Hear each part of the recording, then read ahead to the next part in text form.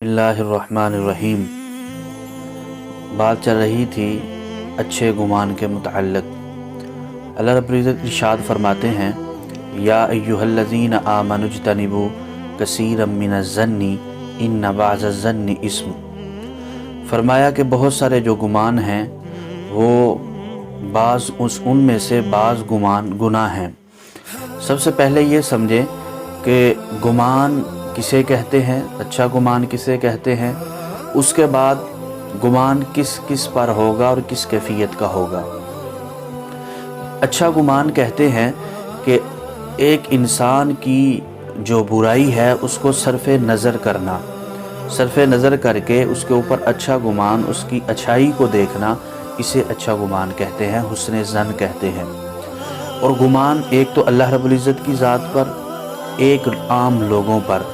अल्लाह रब्बुल इज़्ज़त की ज़ात पर गुमान का क्या मतलब कि अल्लाह पर तवक्कल, अल्लाह पर भरोसा, अल्लाह पर पुख्ता यकीन, अल्लाह पर कवी उम्मीद, इस चीज़ का नाम हुस्न ज़न है अल्लाह रब्बुल इज़्ज़त की ज़ात के हवाले से। हज़रत अनस बिन मालिक रज़ी अल्लाह तआला अन्हु फरमाते हैं कि एक औरत, बूढ़ी औरत एक नौजवान के साथ आई और इस्लाम पढ़ के मुसलमान हो गई। कुछ दिनों के बाद वो नौजवान जो है वो बीमार हो गया। हम उसकी अयादत के लिए गए। वहाँ पर जब अयादत के लिए गए तो वो नौजवान इंतकाल कर गया। हमने कहा कि इस बुढ़िया को कैसे बताया जाए। खैर, हमने कहा कि अल्लाह के हुक्म पर आप राज़ी रहें। तो उस बूढ़ी खातून ने कहा कि क्या वाकई ही नौजवान का इंतकाल हो चुका है? तो उन्होंने कहा जी, उनका इंतकाल हो चुका है।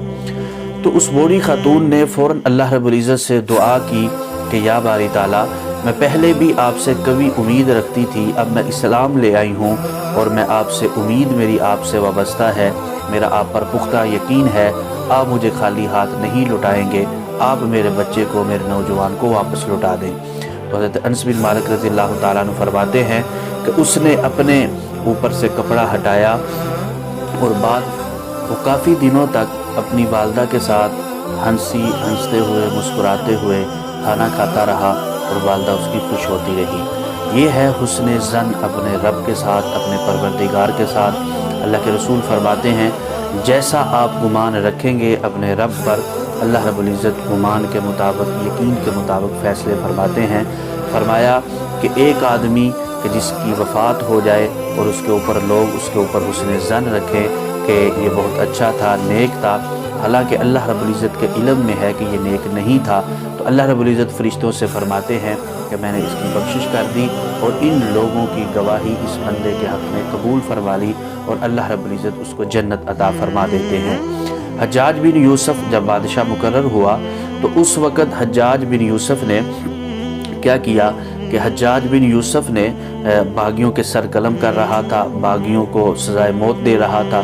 एक आदमी ने कहा कि मुझे मोहलत दी जाए एक दिन के लिए। हज्जाज बिन यूसुफ़ ने उसको एक दिन के लिए मोहलत दे दी। जब एक दिन के लिए मोहलत दी तो उसने रात को कुछ अशार पढ़े। उन अशार में अल्लाह रब्बुल इज़्ज़त पर यकीन, अल्लाह रब्बुल इज़्ज़त पर तवक्कल, अल्लाह पर भरोसा, और फरमाया उन अशार के अंदर अल्लाह से दुआ की कि मैं आपसे कभी उम्मीद रखता हूँ कि आप कोई ना कोई मेरे लिए निजात का रास्ता निकालेंगे। हज्जाज बिन यूसुफ़ को जब उस आदमी के बारे में, कैदी के बारे में पता चला तो उसको उन्होंने, हज्जाज बिन यूसुफ़ ने रिहा कर दिया। इसी तरह खलीफा हारून रशीद के ज़माने में एक आदमी के बारे में ये शिकायत मौसूल हुई कि ये बगावत पर उतर आया है, लोगों को बागी बना रहा है, ये लोगों को सरकश बना रहा है। तो खलीफा हारून रशीद ने उसकी गिरफ्तारी के लिए लोगों को, सिपा सलार को, फ़ौज को भेजा। भेजने के बाद जब उसको गिरफ्तार किया गया तो रास्ते में उस आदमी ने कहा कि ये मेरी ज़मीन है, यहाँ पर मेरे बागात हैं, यहाँ पर मेरा कुआं है, यहाँ पर मेरी फ़लाँ चीज़ है।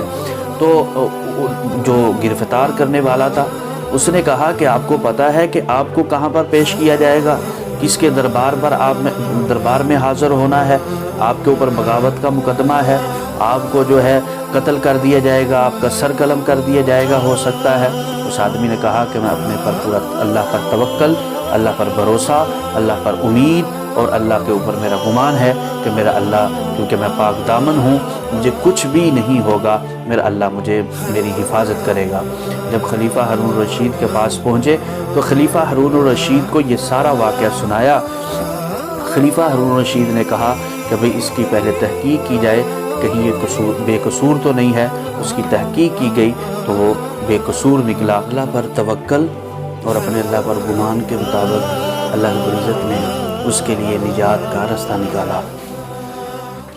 ہمیں بھی چاہیے کہ ہم جب بھی کسی کے بارے میں کوئی خبر سنیں تو ہمیں سب سے پہلے اس کی تحقیق کرنی چاہیے۔ اللہ رب العزت فرماتے ہیں یا ایھا الذین آمنوا ان جاءکم فاسق بنبأ فتبینوا ان تصیبوا قوما بجہالہ۔ فرمایا کہ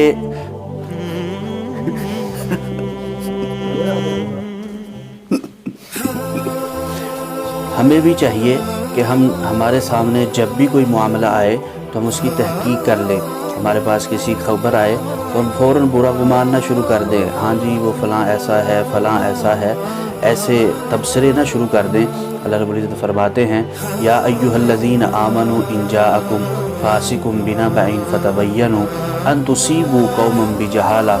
فرمایا کہ آپ کے پاس کوئی فاسق بندہ خبر لے کر کے آئے۔ اصل میں ولید بن عقبہ رضی اللہ تعالیٰ عنہ آپ صلی اللہ علیہ وسلم نے آپ کو قبیلہ بنی مستلق کے پاس بھیجا زکوٰۃ لینے کے لیے۔ جب اب قبیلے کے قریب پہنچے تو وہاں پر ان کی قبیلے کے جتنے افراد تھے وہ باہر نکلے ہوئے تھے۔ کسی شرارتی آدمی نے آپ کو فرمایا، آپ کو بتلایا کہ بھئی وہ تو آپ کے ساتھ لڑائی کرنے کے لیے نکلے ہوئے ہیں، انہوں نے زکوٰۃ سے انکار کر دیا ہوا ہے۔ آپ نے آ کر کے آپ صلی اللہ علیہ وسلم کو بتلایا تو آپ صلی اللہ علیہ وسلم نے حضرت خالد بن ولید رضی اللہ تعالیٰ عنہ کے ساتھ ایک دستہ بھیجا کہ جائیں، جا کر کے تحقیق کریں، اور اگر معاملہ ایسا ہی نکلا تو ان کے ساتھ جہاد کریں۔ تو حضرت خالد بن ولید رضی اللہ تعالیٰ عنہ نے جا کر کے تحقیق کی۔ پتہ چلا کہ وہ جو قبیلہ بنو مستلق والے نکلے تھے وہ تو استقبال کے لیے نکلے تھے، زکوٰۃ دینے کے لیے وہ تیار تھے۔ تو اس لیے اللہ رب العزت نے فرمایا کہ کسی فاسق کی خبر پر آپ ایسا کام نہ کر گزریے کہ بعد میں آپ کو پچھتاوا ہو، کوئی ایسی لڑائی یا ایسا کام نہ ہو جائے۔ تو ہمیں چاہیے، یہ ہمارے لیے نہیں ہے کہ بھئی ہم کسی کے بارے میں کوئی خبر دے کہ یار فلاں بندہ ایسا ہے، فلاں اعمال کے اندر ملوث ہے، تو ہم کہیں اچھا جی ہم پہلے تحقیق کرتے ہیں اس بات کی۔ یہ تحقیق ہمارے لیے نہیں ہے، تحقیق ان لوگوں کے لیے ہے جن کو شریعت نے اجازت دی ہے۔ ہم نے کوشش یہ کرنی ہے کہ ہم گمان اچھا رکھیں، ہمارا گمان درست ہونا چاہیے۔ اس پہ ہمیں کیا فائدہ ہوگا؟ ہمیں اچھے گمان کے اوپر ایک نیکی مل جائے گی، اچھے گمان کے اوپر ثواب مل جائے گا، اور برے گمان پہ ہمیں کیا فائدہ ہوگا کہ خام خواہ ہمیں گناہ مل جائے گا۔ آج مسجدوں کے اندر نمازی آتے ہیں، فرض نماز پڑھ کے چلے جاتے ہیں، سنت ادا نہیں کرتے مسجد میں، تو ہم فوراً بات شروع کر دیتے ہیں کہ بھئی دیکھیں جی یہ سنت ادا نہیں کرتا ہے۔ بھئی ہم گمان اچھا رکھیں کہ ہو سکتا ہے وہ گھر میں جا کر کے ادا کرتا ہو سکتا ہے کہ وہ گھر میں جا کر کے نفل ادا کرتا ہو۔ اللہ کے رسول صلی اللہ علیہ وسلم کی حدیث ہے کہ گھروں کو قبرستان نہ بناؤ، وہ اس پر عمل کرتے ہوئے اپنے گھر میں جا کر کے سنتیں ادا کرتا ہوں۔ اصل میں یہ ایک لمحہ فکریہ ہے کہ ہم عام مساجد کے اندر جب کوئی نماز، پہلی بات تو یہ ہے کہ نوجوان نماز نہیں پڑھتے ہیں۔ جب وہ نماز پڑھنے کے لیے مسجد میں آتے ہیں، بیچارے فرض نماز پڑھ کے جب چلے جاتے ہیں تو ہم کیا کہتے ہیں کہ دیکھیں جی فرض پڑھ کے بھاگ جاتا ہے، سنتیں نہیں پڑھتا، وہ سنتیں پڑھتا ہے، ہم کہتے ہیں نفل نہیں پڑھتا، نفل پڑھتا ہے، ہم کہتے ہیں جناب یہ شراب پیتا ہے، شراب چھوڑ دیتا ہے، ہم کہتے ہیں سود کھاتا ہے، سود چھوڑ دیتا ہے، ہم کہتے ہیں زنا کرتا ہے، زنا چھوڑ دیتا ہے۔ تو ہم کہتے ہیں کہ جناب ہم کوئی ایسا بہانہ کوئی نہ کوئی اس کے لیے رکھتے ہیں کہ ہم تنقید کرتے رہیں، لیکن ظاہراً ہم کہتے ہیں نہیں جی ہم تو اصلاح کے لیے کر رہے ہیں۔ بھئی ہم اصلاح نہیں کرتے، ہم اگلے کو شرمندہ کر رہے ہوتے ہیں، ہم نصیحت نہیں کرتے، ہم اگلے کو شرمسار کر رہے ہوتے ہیں۔ ہم نے نصیحت دیکھیں جو فرض نماز پڑھنے کے لیے آ گیا ہے، اللہ رب العزت قرآن مجید میں ارشاد فرماتے ہیں کہ وہ ضرور بھی ضرور آہستہ آہستہ جو وہ غلط کام ہیں ان سے باز آ جائے گا، ان سے وہ رک جائے گا۔ تو اس لیے ہم نے ہر آدمی پر اچھا گمان کرنا ہے۔ اس کے اوپر ایک چھوٹا سا لطیفہ یاد آ گیا کہ شیر نے اپنے جو ان کے کرندے تھے ان سے کہا ہوا تھا کہ یہ جو چھوٹے موٹے جانور ہیں نا، چھوٹی موٹے قوموں والے، ان کے اوپر تھوڑا سا پریشر ڈال کے رکھا کرو، ان کو ہلکا پھلکا مارتے رہا کرو۔ ایک بندر خرگوش کو روز مارتا تھا، ایک تھپڑ لگا دیتا تھا۔ خرگوش پوچھتا بھئی کیوں مارا؟ تو بندر کہتا کہ بھئی آپ نے ٹوپی نہیں پہنی ہے۔ ایک دن خرگوش نے شکایت لگا دی شیر کو، تو شیر نے اس کو بلایا بندر کو، کہا کہ بھئی بہانہ بدل لیا کرو، مارنا تو ہے ہی، چلو بہانہ بدل کے مار لیا کرو، اس طرح تو بدنام ہو جائیں گے۔ تو ایک دن باندر نے کیا کیا، اس نے کہا کہ جاؤ بھئی سموسے لے کر کے آؤ۔ وہ سموسے لینے کے لیے گیا، تو جب وہ واپس آیا تو بندر نے پھر اس کو مارنا چاہا، کہا کہ بھئی کیوں مارتے ہو؟ کہا کہ بھئی نمکین چٹنی نہیں ہے۔ اس نے نمکین چٹنی پیش کر دی، پھر مارنے لگا۔ خرگوش نے کہا آپ کیوں مارتے ہو؟ کہتا بھئی میٹھی چٹنی نہیں لے کر کے آئے۔ تو خرگوش نے کہا کہ بھئی میٹھی چٹنی بھی لے کر کے آیا ہوں۔ پھر اس کو تھپڑ مار دیا۔ اس نے کہا کہ اب کیوں مارا ہے؟ کہا جی ٹوپی آپ نے نہیں پہنی ہے۔ تو اسی طرح ہمارا بھی حال ہے کہ ہم نے تنقید ضرور کرنی ہے جب ہمیں کوئی بھی کسی طرح، ہم کہتے ہیں کہ ہماری مسجد میں جو نماز پڑھنے کے لیے آئے وہ ولی اللہ ہونا چاہیے۔ ہماری مسجد میں جو نماز، اصل میں جو ہم نمازی ہیں، پکے مساجد کے نمازی ہیں، ہم ہی نہیں چاہتے کہ کوئی اور بندہ ہو تنقید، تنقیص اور اس کے عیب دیکھنے۔ ہم نے عیب نہیں دیکھنے ہیں، ہم نے اس کی اچھائیاں دیکھنی ہیں، اس کے اوپر اچھا گمان کرنا ہے کہ یہ بندہ نماز پڑھ رہا ہے۔ ان الصلاۃ تنہی عن الفحشاء والمنکر، کہ ایک نہ ایک دن یہ نماز اس کو برائیوں سے روک دے گی، ایک نہ ایک دن نماز اس کو تمام گناہوں سے روک دے گی۔ تو اس لیے ہم نے گمان درست رکھنا ہے، ہم نے گمان اچھا رکھنا ہے۔ اسی طرح ایک واقعہ ہے کہ چنگیز خان جب آیا، اس نے مسلمانوں کو کس طرح خون کے اندر رنگین کر دیا، مسلمانوں کو اس قدر مسلمانوں کا خون بہایا، پھر اس مسلمانوں کی کیسے خلاصی ہوئی؟ اس کی موت کے ساتھ۔ اسی طرح ہلاکو خان آیا، ہلاکو خان کی وفات کے ساتھ مسلمانوں کو خلاصی ملی۔ اس کے بعد نکودار خان یا بعض تغودار خان کہتے ہیں، وہ جب آیا تو آپ ذرا سنیے گا کہ کس طریقے سے اللہ رب العزت کے اوپر اچھا گمان کرنے سے، اچھا اللہ رب العزت پر توکل رکھنے پر، امید رکھنے پر اللہ رب العزت نے کیسے ایک پوری سلطنت کی کایا پلٹ دی۔ سید شریف الدین رحمۃ اللہ علیہ وہ ایک دن جنگل کے اندر نکل گئے اور اللہ رب العزت سے دعا کرنے لگے کہ یا باری تعالیٰ، آپ کے نبی کا ارشاد ہے کہ اللہ پر جیسا توکل کیا جاتا ہے، جیسا گمان کیا جاتا ہے، ویسے اللہ رب العزت فیصلہ فرماتے ہیں۔ میں آپ پر یہ توکل کرتا ہوں، آپ پر گمان کرتا ہوں کہ یہ جو تغودار خان آیا ہے، یہ مسلمانوں کا خون بہانے کے لیے آیا ہے، مسلمانوں کے لیے قتل و غارت کرنے کے لیے آیا ہے۔ میں آپ پر گمان کرتا ہوں کہ آپ اس کو مسلمانوں کا محافظ بنائیں گے، مسلمانوں کا نگہبان بنائیں گے، اس کو دین کا سرچشمہ بنائیں گے، نور ہدایت اس کو عطا فرمائیں گے۔ تو وہ تغودار خان 90,000 کی فوج لے کر اسی جنگل میں آیا، اور رات کو رقص کی محفلیں، گانے کی محفلیں ہوئی۔ اس کے بعد کیا ہوا؟ جب رقص کی محفلیں ہوئیں تو اس کے کان میں آواز آئی، اللہ اکبر لا الہ الا اللہ۔ جب یہ آواز آئی، اس نے کہا یہ جو پڑھ رہا ہے اس کو لے کر کے آؤ۔ جب اس کو لے کر کے آئے تو اس نے کہا کہ آپ لوگ مسلمان، یہ جو میں کتے کو یہ ڈال رہا ہوں، گوشت ڈال رہا ہوں، اس کتے سے بھی بدتر سمجھتے ہیں۔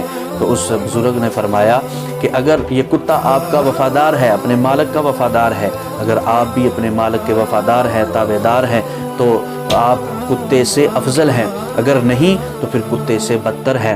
تو انہوں نے کہا کہ ہمارا مالک کون ہے، ہمارا کون ہے خالق؟ انہوں نے کہا جو ساری کائنات کا خالق ہے وہ ہمارا مالک ہے۔ اس نے کہا چلو قرآن کے بارے میں، یہ جو آواز آ رہی تھی اس کے بارے میں کچھ بتلائیے۔ قرآن کی آیات پڑھی تو اس کے دل میں اثر کیا۔ اگلے دن جا کر کے اس نے اعلان کیا کہ میں کلمہ پڑھتا ہوں۔ 90,000 جو اس کے سپاہی تھے تاتاری، وہ مسلمان ہوئے، اسلام میں داخل ہوئے۔ کس وجہ سے؟ کہ ایک بزرگ اللہ پر کیسا پختہ ایمان، پختہ یقین، کہ حضرت عمر رضی اللہ تعالیٰ عنہ کے پاس ایک شکایت آئی، فرمایا کہ دریائے نیل پانی نہیں دیتا ہے جب تک اس کے اندر ایک زیور سے آراستہ لڑکی کو نہیں داخل کیا جاتا۔ حضرت عمر رضی اللہ تعالیٰ عنہ نے دریا کے نام ایک خط لکھا۔ جب حضرت عمر بن وقاص رضی اللہ تعالیٰ عنہ کے پاس پہنچا تو ان کے ذہن، لوگوں کو پتہ چلا کہ ایک خط دریا کے پاس پہنچا ہے، دریا کے بارے میں خط خلیفہ نے بھیجا ہے تو لوگ مذاق کرنے لگے، ہنسنے لگے کہ یہ کیسے ہو سکتا ہے۔ تو حضرت عمرو بن وقاص کے ذہن میں بھی یہ نہیں آیا کہ بھئی کہیں ایسا نہ ہو کہ پانی نہ اس کے اندر سے نکلے یا پانی نہ چلے دریا کے اندر۔ ان کا بھی اللہ پر پختہ یقین تھا، اللہ کے اوپر پختہ گمان تھا، انہوں نے بھی پرچی ڈالی اور فوراً دریائے نیل چل پڑا۔ یہ ہے پختہ ایمان، پختہ یقین اپنے رب پر، ہمارا یقین پختہ اپنے اللہ پر ہو، اللہ رب العزت ہمارے سارے کام سنوارے گا، اللہ رب العزت ہمارے سارے کام بنا دے گا۔ آج ہمارے یقین، کہتے ہیں کہ پیر کامل نہیں ہوتا، یقین کامل ہوتا ہے۔ ہمارا یقین اپنے رب پر کامل ہو کہ جس رب نے ہمیں پیدا کیا ہے وہ رب ہمیں رزق بھی دے گا، وہ رب جس طرح کی بھی ہماری مشکل ہو وہ رب ہماری مشکل دور کرے گا۔ اللہ کے علاوہ مشکل دور کرنے والا